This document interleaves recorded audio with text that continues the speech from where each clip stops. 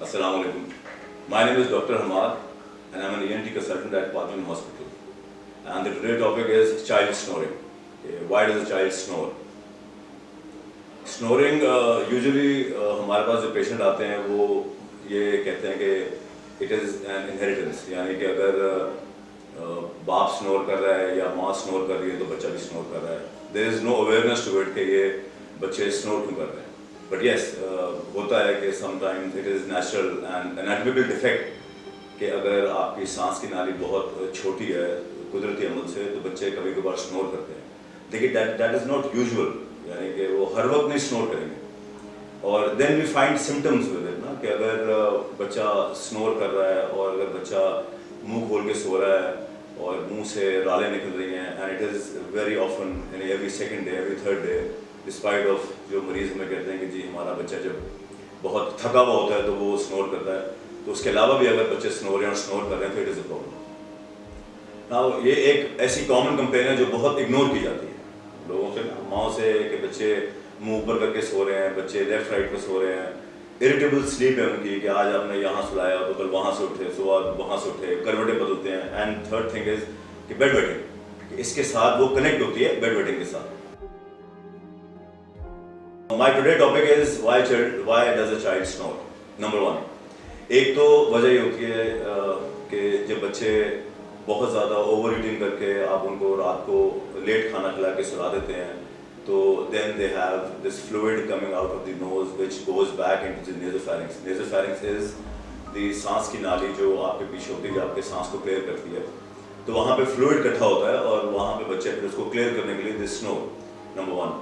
Second thing is overweight.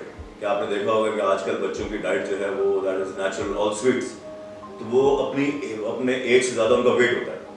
तो जब wait होता है तो नेचुरली जो वेट जो है हमारी ज़्यादा अपर चेस्ट पे और हमारे एब्डोमेन में आता है. तो जब वो लेटते हैं तो ये सारा दबता है और उसके बाद ये बच्चे स्नोर करते हैं because they have short neck, because they lack of exercise and lot of sweets and lot of overweight, ये बच्चे स्नोर करते हैं. नेचुरली ये एक वो नहीं है, बीमारी नहीं है, लेकिन आपको उन बच्चों की डाइट को, उन चीज़ों को आपको बहुत देखभाल के चलना पड़ता है. लेकिन अब हम आते हैं बीमारी की तरफ कि क्यों स्नोर करता है. एक डिजीज़ होती है विच इज़ कॉल्ड एडिनॉइड्स. मेरा नहीं ख्याल कि बहुत से ऐसे डॉक्टर्स हैं जो जीपीज़ हैं और वो इस तरफ नहीं जाते. Like if you take your child into a GP clinic and you say कि सर मेरा बच्चा जो है वो सोते सोते उठ रहा है और वो स्नोर कर रहा है, तो वो कहेंगे अच्छा कोई बात नहीं, आप नाक में कतरे डालें, आप उसको एंटी एलर्जिक दें. तो नेचुरली आप वही करते हैं, आप उसको एंटी एलर्जिक देते हैं because you don't have access to any ENT और you refer to go to an ENT कि नहीं हम यहीं पे ठीक है, ये जो कह रहे हैं वो सही कह रहे हैं. वो सही भी होते हैं वो लोग, लेकिन कुछ बच्चे नहीं ठीक होते. लेकिन जो keep on giving them medicine and medicine and medicine, और आपको ये अंदाजा नहीं कि जो आप कंटिन्यूस मेडिसिन दे रहे हैं which is of no use, वो कितना नुकसान पहुँचाएगी उस बच्चे को. बिकॉज आपको बीमारी को पकड़ना है और उसको देखना है कि ये क्यों हो रहा है. अगर नेचुरल है तो ठीक है, अगर लेकिन if there is something behind the nose, so you have to clear it. So वो कहलाता है adenoids.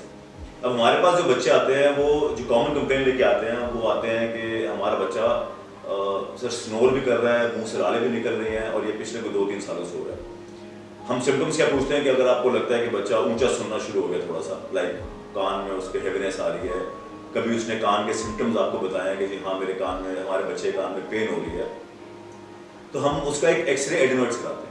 X ray adenoids is x-ray of the nose from lateral side. ये जो हमारा नाक है ऐसे सांस यहाँ गले में जाता है, तो यहाँ पे एक जगह होती है जहाँ पे पैदाइशी एक झिल्ली होती है जो नाक को बंद करती है और वो खुद ब खुद ही 15-16 साल 18 साल में रिग्रेस हो जाती है. लेकिन वो सिम्टम्स जो बच्चा ले रहा है, वो जो कान के इफेक्ट्स आ रहे हैं, वो जो स्नोरिंग के इफेक्ट्स आ रहे हैं, वो जो बेड वेटिंग के इफेक्ट्स आ रहे हैं, वो चीज़ें उसको आगे जाके बहुत तंग करेंगी. लाइक उसको हो सकता है कि उसके कान से रेशा आना शुरू हो जाए, और जिन बच्चों के कान से रेशा आता है शायद वो इग्नोरेंस ऑफ एडिनॉइड्स ही है, तो लाजमी अपने ईएनटी के पास जाकर उसको चेक कराएं कि सर इसके कान से अगर रेशा आ रहा है तो what is the cause behind, because there are lot of causes to it.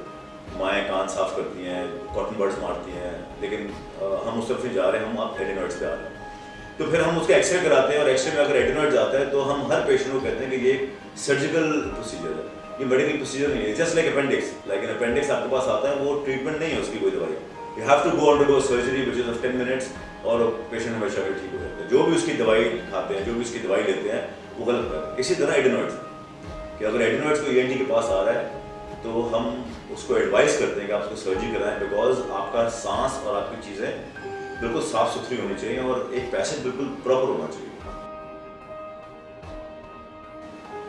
अगर एडिनॉइड्स नहीं कराएंगे उसके इफेक्ट्स बताना ज़रूरी है इसमें, क्योंकि आपके घर में बहुत से बच्चे हैं जिनके एडिनॉइड्स है जो कि इग्नोर्ड है। वन, कि वो बच्चे स्नोर करेंगे, बहुत ज़्यादा स्नोर करेंगे।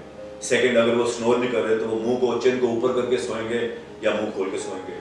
थर्ड, हम लोग दांतों से पकड़ते हैं। जितने भी माउथ ब्रीदर्स होते हैं उन बच्चों के दांत सारे खराब होते हैं आगे से ना, फ्रंट खास तौर पे उस पर सारी क्रस्ट जमी होती है, क्योंकि दे आर माउथ ब्रीदर्स, मुंह से सांस लेते हैं वो। तो जितना भी कचरा है, जितना भी ड्राइनेस है, जितनी भी हमारे मुंह में there is no humidity, it is only the nose which humidify the air, it is not the oral cavity. तो हमारे दांत सारे क्रस्ट में जम जाते हैं और चीज़ें वो खराब होना शुरू हो जाती हैं। तो फिर चौथा, हम फिर ये नाक को छोड़ के फिर हम जाते हैं उसके गले में, कि गले में देखते हैं कि क्योंकि एडिनॉइड्स के बच्चों के गले बहुत खराब होते हैं, क्योंकि they always have oral cavity infections, क्योंकि वो मुंह से सांस ले रहे हैं और वो कंटिन्यूस गला खराब है। तो डॉक्टर्स उनको क्या करते हैं, वो कहते हैं जी आपके शायद टॉन्सिल्स खराब है, लेकिन they will not see the primary cause. The primary cause is there might be a nasal blockage on the back side of the nose. उसके बाद फिर सबसे कॉमनेस्ट कंप्लेन जो हम स्कूल में जाता हूँ मैं, और वहाँ पे अवेयरनेस प्रोग्राम्स करते हैं कि किन किन बच्चों को ऊंचा सुनता है और they are ignored, they are neglected. तो बहुत से मेरे पास ऐसे बच्चे आए थे जब मैंने उनका एडिनॉइड्स का एक्सरे कराया था, तो we find fluid behind the ear which is not noticeable to a normal doctor. Normal doctor उसको नहीं देख सकता, वो हम देखते हैं through a audiogram, through a tympanogram, कि ग्राफ कितना सही आ रहा है, उसके पीछे पानी है कि नहीं। Because if there is fluid behind the ear and it is more than 6 month, तो वो फ्लूइड जो है ना ग्लू बन जाता है। जितनी भी मेडिसिन आप दे दें, आप उसको एंटी एलर्जिक दें, आप उसको कुछ भी दें, वो ठीक नहीं होगा जब तक कि आप उसको सर्जिकली ठीक नहीं करेंगे। आजकल जिस दौर में हम चल रहे हैं, माइनर सर्जरी, मतलब बहुत अच्छी सर्जरीज आ गई हैं, which is very non invasive. एक ग्रोमेट चीज़ आती है, हम उसमें कान में डालते हैं फॉर 1 ईयर, और वो सारा फ्लूइड को एब्जॉर्ब करता है, साफ करता है और ये चीज़ें इसको ठीक करता है। Second is you have to remove the adenoids as soon as possible, because आपके आसपास लोग कहते हैं जी अभी नहीं छोटा है, बड़ों के कराना। बड़ों के कराने का कोई फायदा नहीं, बिकॉज ये इसकी ग्रोथ को अफेक्ट करेगा। जितना भी वो ऑक्सीजन कम लेगा, जितना भी वो खराटे लेगा, उतना ही वो बीमार रहेगा in future. After like 20-30 years उसको ये प्रॉब्लम्स रहेंगी, cramps, lethargy, hair falls, skin denourishment, ये सब खराब हो जाएगा उसका। तो my advice to all the parents and all the parents और टीचर्स और जो भी समझते हैं कि उनके बच्चे या उनके students they are hard on hearing और they have something noisy breathing, तो प्लीज़ मेरी एडवाइस है कि आप अपने ईएनटी के पास जाके उसको ठीक कराएं। ये snoring is not normal in a child. हाँ, बूढ़ों में जो लोग कार्डियक पेशेंट होते हैं, जो ओवरवेट होते हैं, उनको लाजमी ये स्नोरिंग करती है। यस, थोड़ा सा है वो, इसलिए कि बच्चे को अपने वेट के मुताबिक होना चाहिए। जहाँ जहाँ बच्चे वजन बढ़ाना शुरू कर देंगे, वहाँ वहाँ पे इनकी गर्दन के ऊपर यहाँ फैट आ जाएगी और नेचुरली वो फिर स्नोर करेंगे। देन द स्लीपिंग हैबिट्स, मैंने देखा बहुत से बच्चे 2 से 3 पिलोज लेके सोते हैं और गर्दन उनकी यूँ रहती है, तो नेचुरली यू हैव कॉम्प्रोमाइज नेज़ोफैरिंक्स और फिर वो स्नोर करते हैं। तो डाइट अपने बच्चों की ज़रूर सही करें, give them a healthy diet, sweets से परहेज़ करें, क्योंकि ये मीठा जो है ये आपको उनको बहुत नुकसान उठाएंगे वो इससे। हर वक्त बिस्किट और हर वक्त चॉकलेट्स वेट गेन करेंगे, हर वक्त पिज़्ज़ाज वेट गेन करेंगे, और फैट जो है वो इवेंचुअली और प्रॉब्लम के साथ साथ ये प्रॉब्लम भी लेके आएगी। थर्ड, और ज़रूरी नहीं है कि एडिनॉइड्स ही हो, एक चीज़ होती है जिसे हम कहते हैं डीएनएस।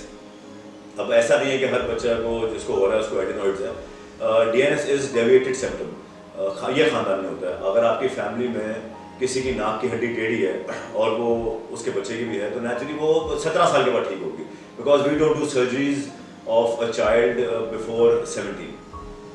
वन रीज़न जो मैं आप सबको समझाना चाहता हूँ कि एक रीज़न जिसको आप मान लें कि अगर ये आपके बच्चे में है तो should go for ENT checkup is sleep apnoea. Sleep apnoea is when a child wakes up during sleep for oxygen, यानी कि वो सो रहा है और उसको एकदम वो 2 सेकंड के लिए उठेगा और उसको सांस आना बंद हो जाएगा, फिर वो ऑक्सीजन इंगल्फ करेगा, ऑक्सीजन लेवल प्रॉपर करेगा, फिर वो सो जाएगा।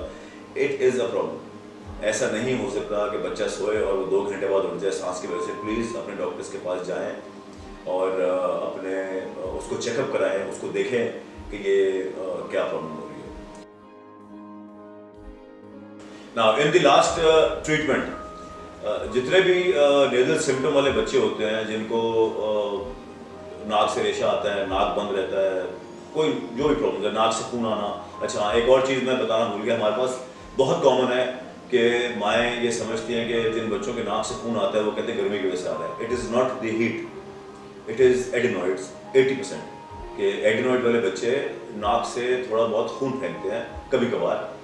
और yes, dehydration is one cause, yes dryness is one cause, लेकिन this need to be check. तो ट्रीटमेंट के तो मैं आपको सिर्फ बताना चाहता हूँ कि यूजुअली लोग जो पीडियाट्रिशियन और हम लोग नेजल सिम्टम के लिए एंटी एलर्जिक देते हैं, नेजल स्प्रेज देते हैं, विच इज़ राइट। लेकिन इफ देयर इज एडिनॉइड्स तो then this is of no use. अगर आपका बच्चा ब्लीड कर रहा है और आपका बच्चे के नाक बंद है, पहले उसको चेक कराएं। अगर एडिनॉइड्स नहीं है तो yes we have treatment, we have conservative treatment. That means कि हमें मेडिकल ट्रीटमेंट है कि हम उसको लंबे अरसे के लिए 6 वीक्स और 4 वीक्स के लिए एक अच्छी एंटी एलर्जिक पर रखते हैं, उसकी डाइट को इम्प्रूव कराते हैं, उसको एक्सरसाइज कराते हैं, क्योंकि एक्सरसाइज आई थिंक सारी बीमारियों का जड़ वो जो ठीक करेगा वो है एक्सरसाइज। अपने बच्चों को ज़रूर रनिंग वाली एक्सरसाइज में और स्टेमिना बिल्डिंग एक्सरसाइज में कराया करें, बिकॉज उससे ब्रीदिंग ठीक होती है और आपके ऑक्सीजन लेवल्स ठीक होते हैं। Then we have nasal sprays जो बच्चों के आ रहे हैं, we have herbal, we have organic sprays and we have steroidal sprays. That depends according to the treatment, what your child is suffering from. But coming to adenoids, please, वो surgical है, उस surgery से मत डरें, उसको करवाएं। It's a nowadays it's a 10-minute surgery, it's a day-care surgery. Your child will go home in the evening after the surgery, and you will see the effects, the good effects after like 3 to 6 months कि जब उसका नाक खुल जाएगा।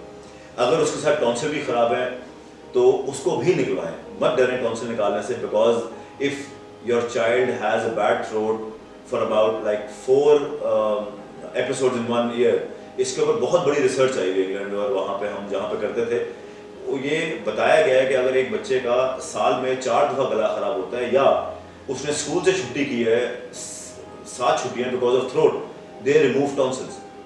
उसकी वजह है कि जो एंटीबायोटिक आप खा रहे हैं, जो आप एंटी एलर्जिक ले रहे हैं, वो नहीं सही उस बीमारी को जिस्म से निकालें, क्योंकि टॉन्सिल अगर वो है it's a parasite, it will eat your bodies, your child bodies nutrition. वो वीक से वीक होता रहेगा, वो बाहर से बजाय तो बिल्कुल ठीक रहेगा लेकिन उसकी इम्यूनिटी खत्म होना शुरू हो जाएगी। He will be ill after every 2-3 months, हर वक्त उसको नजर आ जाएगा, हर वक्त उसका गला खराब रहेगा। Don't give antibiotics to your child if you are not confirm with the disease. Please specialist के पास जाएं, पीडियाट्रिशियंस के पास जाएं, ENT के पास आएँ, जो जिसकी फील्ड है। और एक और चीज़ मैं बताऊं कि ENT जो है फील्ड वो है फ्रॉम बर्थ टिल एंड। ऐसा नहीं होता कि बच्चे का नाक बंद है 6 महीने का पीड्स के पास जा रहे हैं और हमें नहीं पता। We are trained from 0 till death, कि एक बच्चे का 2 दिन के बच्चे का भी नाक बंद है तो we are trained for it, हमें पता है वो क्यों बंद है, उसके गले खराब हो रहे हैं, हमें पता है वो क्यों बंद है। तो try to change the criteria and go to a specialist for treatment of specific disease.